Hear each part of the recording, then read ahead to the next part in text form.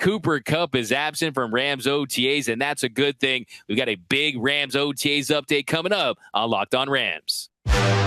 You are Locked On Rams, your daily Los Angeles Rams podcast. Part of the Locked On Podcast Network, your team every day.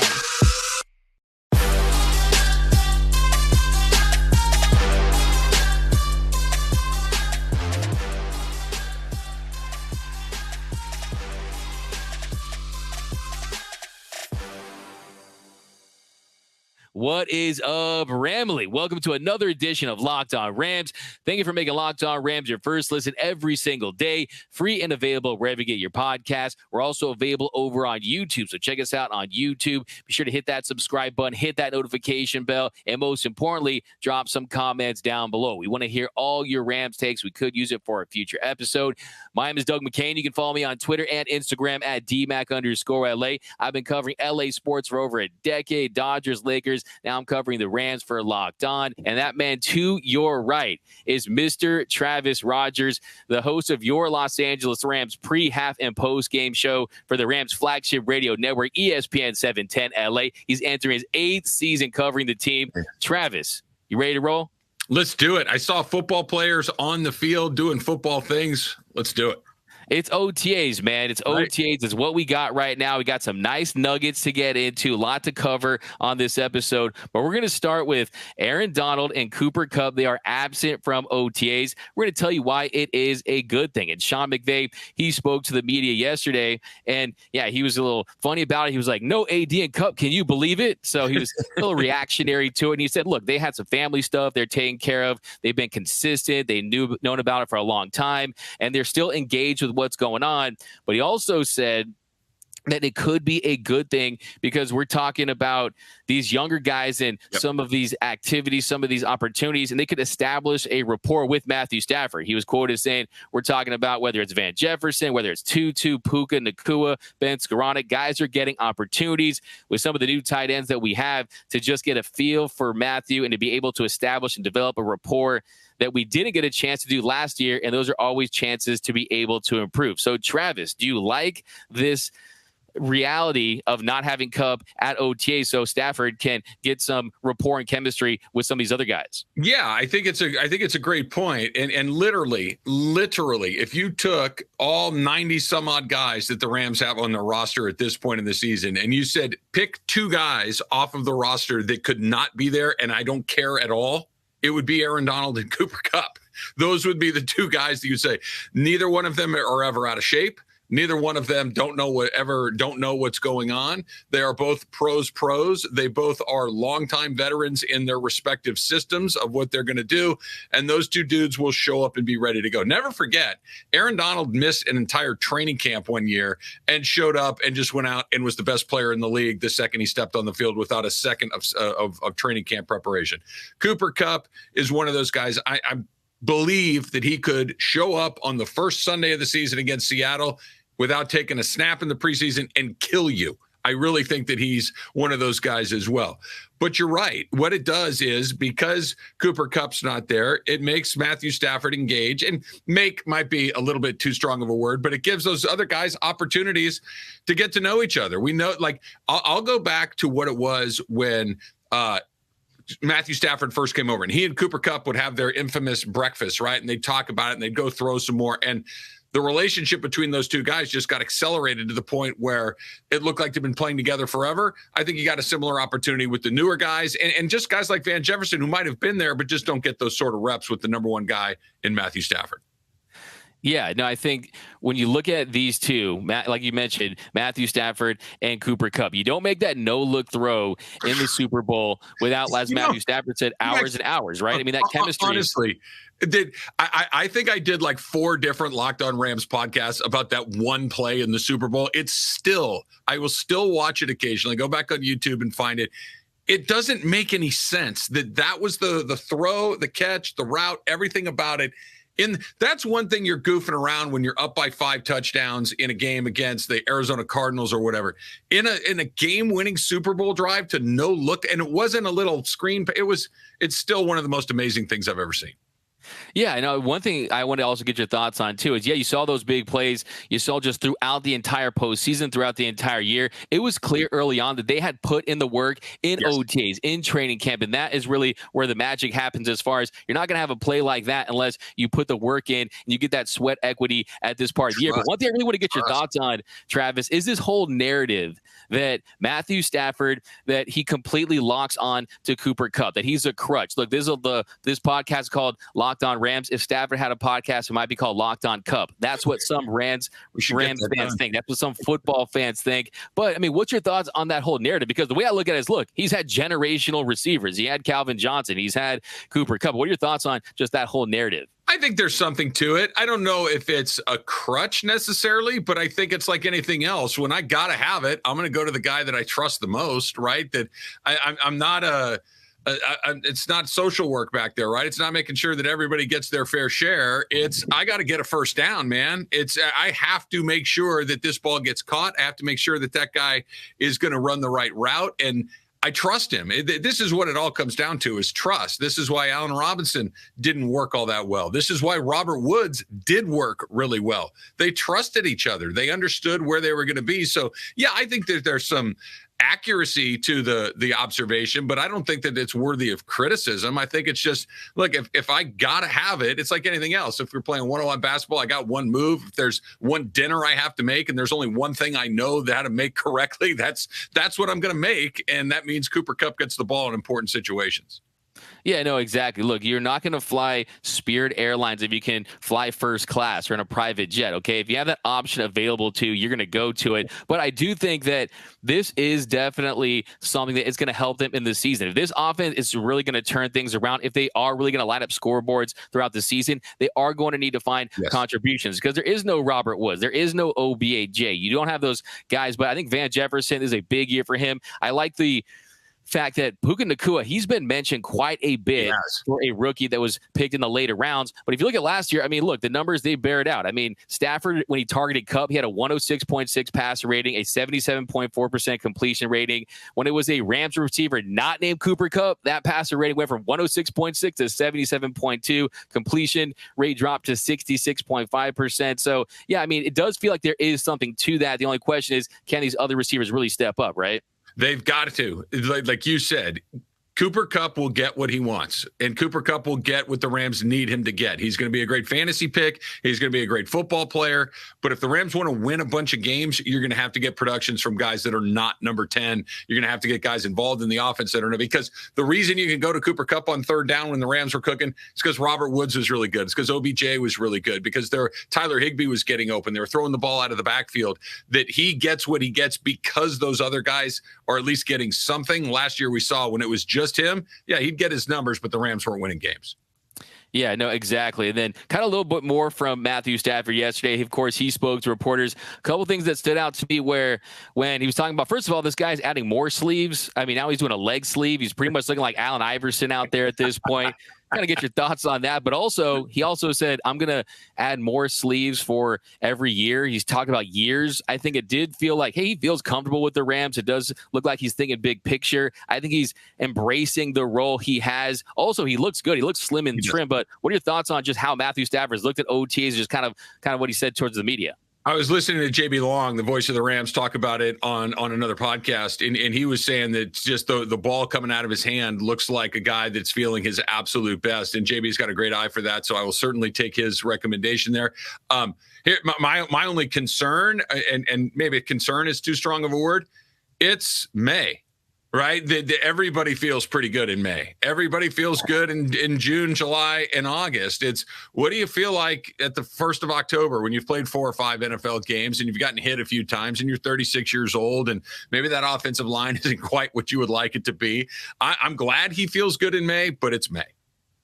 Yeah, that's fact. That's a great point. Everyone looks good in May, but it does feel like, I mean, the fact that he's throwing, the fact that he feels better, the fact that he told reporters that he just wants to lead the way, he's trying to do everything to help them succeed. So I definitely feel like one of the big words that you see McVay use, you see Stafford use, is energy anytime these rookies are brought up. And you're talking about a roster that is going to be comprised of almost 50% rookies. So the fact that he's embracing that, the fact that he's working with guys like Nacua and Tutu and Van, I think he wants to see them succeed. But yeah, and also too, when we talk about the Locked On, also Higbee is another guy that, of course, was a security blanket for him as well. But yeah, next coming up on Locked On Rams, we're going to talk about the backup quarterback position. Stetson Bennett, he spoke to reporters. We've got some more nuggets from Sean McVay. That's coming up next on Locked On Rams. Let's talk about our friends at FanDuel first. D-Mac, and you, me, and everyone else need to make a fast break to FanDuel during the NBA playoffs. The Celtics stayed alive last night, so you still got lots of time to get in on the NBA, because right now,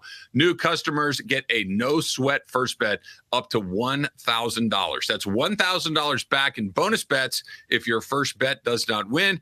Here's the great thing about FanDuel. There's a lot of great things about FanDuel, but one of the things that I enjoy the most is the fact that there are great promotions, not just here and there, but every single day you're going to find something else that's going to pique your interest and get you excited. Of course, is safe and secure. Just put that app on your phone and you are off on running. And at FanDuel, you get paid instantly. Instantly means instantly at FanDuel. So there's no better place to bet all the playoff action than America's #1 sportsbook. Visit FanDuel.com/lockedon and get a no sweat first bet up to $1,000. That's FanDuel.com/lockedon. FanDuel, the official sports betting partner of the NBA. And we're off and running here on Locked On Rams. Thank you for making Locked On Rams your first listen every single day. Free and available wherever you get your podcast. And a special shout out to our everydayers for making Locked On Rams your first listen every single day.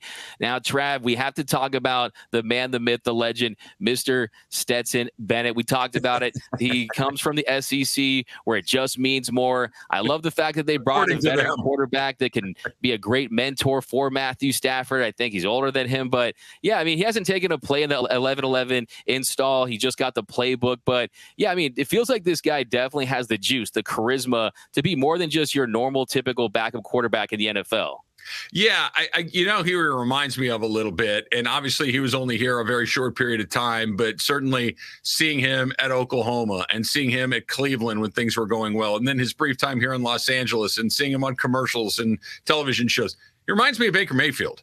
Of somebody that just kind of, this is who I am, this is what I do, and I know I'm pretty good at this, and you know I'm pretty good at this, and we'll see whether or not it translates to the NFL, but I'm not going to apologize for the fact that I'm supremely confident. I'm not going to apologize for the fact that I got a little, swagger, or as Kramer and Seinfeld said, he's got the Kavorka, and he's got that thing. He just feels good, and I feel good, you feel good, and if you like it, great. If you don't, it doesn't really bother me all that much. Like you said, playing in the NFL against other NFL players is different than playing on a Georgia team that was all NFL players against college players. That's a very different dynamic. That there is not going to be the opponents that he saw at Georgia in the NFL. Georgia, he was surrounded by NFL talent. That doesn't mean he won't do well. I like the idea of him having a mentor at Stafford who's a little bit more buttoned up, shall we say. But I'm optimistic to see what it looks like, because the Rams need an upgrade at that position.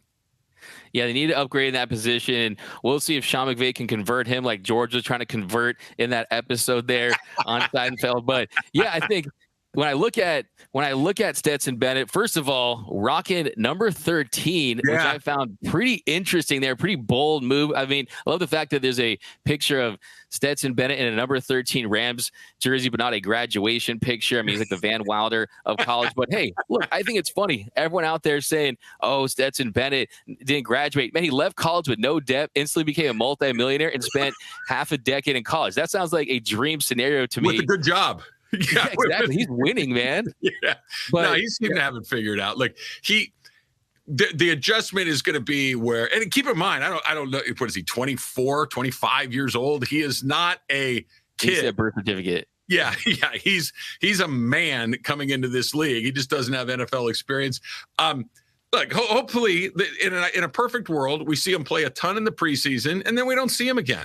Right? That Matthew Stafford takes every step, the snap, that the Rams win a bunch of games, that maybe he takes a knee a few times in victory formation. But I'm excited to see him. The 13 is a bold choice, considering that, some dude named Kurt Warner wore number 13.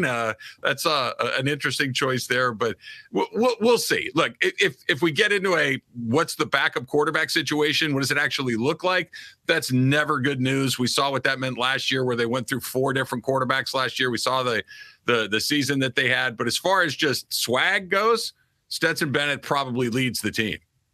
Yeah, no, definitely. There's no question about that. I think, though, when you look at my big takeaway as far as the big picture for that position, yesterday, Sean McVay, he told reporters when asked about Stetson Bennett, he quickly brought up Brett Rypien. He said Brett Rypien has done an excellent job. He's been in a similar system. He has a great demeanor. And also, if you look at some of the quotes from Stetson Bennett, he was talking about mastering the basics and the fact that he has not even at the level where he's looking at plays, formations, protections, and he's really not at the level where he can get cerebral. But he also, I like the fact that he mentioned that he knows what it's like to know something, and so now he knows what it's like to not know something. Right now, he doesn't know anything right now as far as how complex this playbook is. So I think my big takeaway is I think they're going to kind of slow play him a little bit. I think they do want a veteran in that role. I think the fact that he has never, Travis, he's never had a play come through the earpiece in his helmet. So I think there's a little bit more of a learning curve than a lot of us expected as far as him getting into that role as a backup quarterback from day one. Look, the Rams obviously see something there. The Rams have a vision for him. They moved up to get him. He probably got drafted a little bit higher than I think a lot of people might have expected him to get picked. The Rams have done well with quarterbacks. Look, Jared Goff, I know, was a polarizing figure while he was here, and he was frustrating. I got frustrated with him as much as anybody else. He took the team to the Super Bowl. He's been a really good NFL quarterback since he came into the league. Is he Joe Montana? No. Is he good? Yeah. They identified Matthew Stafford as, hey, no, that guy right there is the guy that we need to kind of take us to the next level. And he did. It didn't turn out to be a Russell Wilson situation where they thought it was going to just a disaster. They ID'd this guy. John Wolford was a guy that was working on Wall Street that has now become an NFL player to a point. We've seen them make some very good decisions at that position. And I think that Stetson Bennett could be their next good decision. Yeah, exactly. I think it's just getting that playbook down, getting everything down, learning from Matthew Stafford. I like the fact that he pointed out that Matthew Stafford dumbs everything down for him, keeps things very simple. 2 Georgia boys. He said he hasn't fanboyed out yet, but he said he was going to Georgia games when he was 4 and 5 years old. Just, before we head to the third segment, I mean, it's kind of wild, right? Georgia QBs, right? Yeah, I mean, Stetson Bennett was 4 years old in 1977. It feels. I don't know if I buy that, but sure, Stetson, whatever you say. Yeah, I know. I was listening very carefully when he was mentioning some of the quarterbacks that he watched. He talked about Stafford and DJ Shockley. I mean, I was expecting to say, yeah, it was that Herschel Walker's game there when he was at Georgia. But okay, we'll not mess with these Stetson Bennett. But yeah, I will say my big overarching takeaways. It's going to take some time. Let's let him learn the playbook. Let him get through some installs and let him just kind of master the little things before we can really give this guy the role as the backup quarterback. But he definitely has the juice. I will say it's tough to identify, but I think he definitely has it. You know it when you see it. You can't fake it, and I don't think he's faking it, and I think he has it. I just think that the backup quarterback is one of these. I love talking about these guys. I think it's very important if you need to play those guys for a week or two. If you need them to perform, you're cooked. The second you need those guys to get you to the finish, there are not too many Jeff Hostetlers out there and guys that are just going to step in, a Tom Brady who just step in and say, oh, okay, this is my job from here on out. It typically doesn't. You need to get through 2 weeks before Matthew Stafford comes back. Great, let's get him up to speed. You got to play him every week for half a season. Look out. Yeah, absolutely. If you can get a guy who can just be consistent, the guy can give you a chance. Also, too, a guy on a rookie quarterback, rookie contracts, you don't have to worry about that. So definitely he can provide value from that standpoint. But coming up in our final segment here on Locked On Rams, we're going to take a look at the offensive line, some quotes about some injured offensive linemen that could have an impact in 2023. That's coming up on Locked On Rams. Thank you for being Locked On Rams, your first listen every single day, free and available wherever you get your podcast. Special shout out to our everydayers for making Locked On Rams your first listen every single day. Now, Travis, in our final segment, Sean McVay was asked about Logan Bruss. He was asked about Joe Noteboom. On Joe Noteboom, he said he's making good progress. We always knew that he would take part in individuals and do some stuff with Reggie and those guys off to the side. And hopefully he'll be ready to roll for training camp. But the guy I want to focus on is Logan Bruss, because it was definitely not the start you want to see for Logan Bruss. He ends up sustaining that torn ACL and MCL against the Texans in preseason. And yes, he was not having the best go of it as a rookie. Yes, he was getting bulldozed at times, but look, he was the 104th pick by the Rams. They definitely picked him to contribute. And the update on him is McVay said he's done a really good job physically of getting himself ready to go. Early on in camp, he's never gotten his feet wet. Physically, he looks good. A little sore as expected. He keeps taking steps. I like where he's at. So what are your thoughts on Logan Bruss? Can the Rams expect him in year 2, kind of redshirted that year 1 with the injury? Can they expect him in year 2 to come in and have an impact, you think? He needs to. Right. I mean, he needs to. That this is, like you said, D-Mac, they drafted him in a position not to come in and, hey, let's see what we got. They drafted him to come in and maybe start as a rookie. And I'm glad you mentioned what you did, because yes, he did get hurt, and yes, he wasn't available for the entire season. But in the limited time we saw him, like he was really having a tough time. Now, that doesn't mean that he can't play. It just means that he didn't play well when he did last year.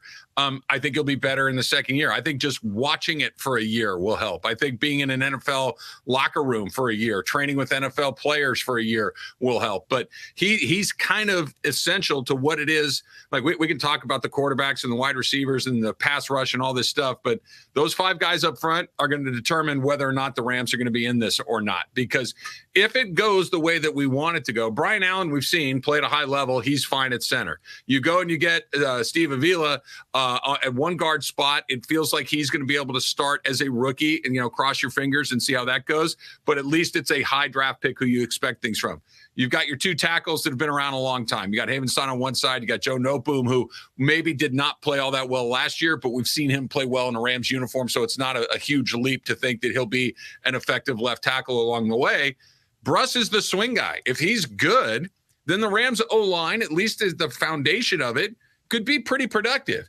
If he's not ready to go, or if he's not up to snuff and just doesn't have what they hope that he has, now all of a sudden you're shuffling. Now all of a sudden your depth is affected. Now all of a sudden that you're moving one guy from one side of the line to another. You're moving one guy from outside to inside, or vice versa. There's so many things that will hinge on whether or not you can play him every snap. And I know that they took him, like you said, out of Wisconsin. It's a great program to come out of as an offensive lineman. I'm optimistic, but the little glimpses we saw of him as a rookie weren't great. But again, it was a rookie. It was preseason, and it's really hard to make a judgment off of just that. Yeah, no, I agree with you. I think you can't rush to judgment. You can't sell your stock. You can't just cut a guy loose, especially when they play that position at this level. You have to give guys some time. And still, we don't know if the light would have turned on in week 4, week 5, or week 6. Sometimes that happens in this league. It really is the natural progression of things. And I think, too, if you look back, you could say, yeah, he probably might have not have won the backup role. I mean, they were starting Coleman Shelton at right guard.